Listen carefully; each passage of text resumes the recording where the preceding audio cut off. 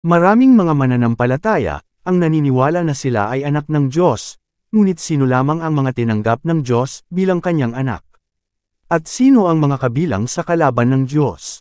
Tignan natin ito sa loob ng Biblia, upang atin itong malaman. Basahin natin ang 1 John, chapter 3 verses 9 to 10. Ang tinanggap ng Diyos bilang anak niya ay hindi nagpapatuloy sa pagkakasala, sapagkat nananatili sa kanya ang buhay na galing sa Diyos. At dahil ang Diyos ang ama niya, hindi siya maaaring magpatuloy sa pagkakasala. Dito natin makikilala kung sino ang mga anak ng Diyos at kung sino ang mga anak ng dyablo. Ang sinumang hindi gumagawa ng matuwid at hindi umiibig sa kanyang kapatid ay hindi anak ng Diyos. Amen.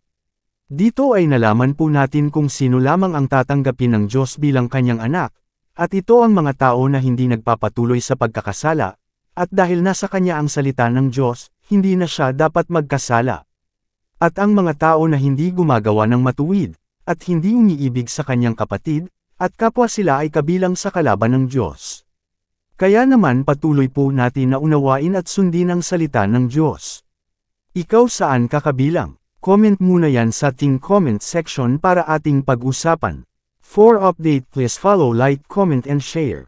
Once again we invited everyone for free online Bible study and theology for free. Thank you.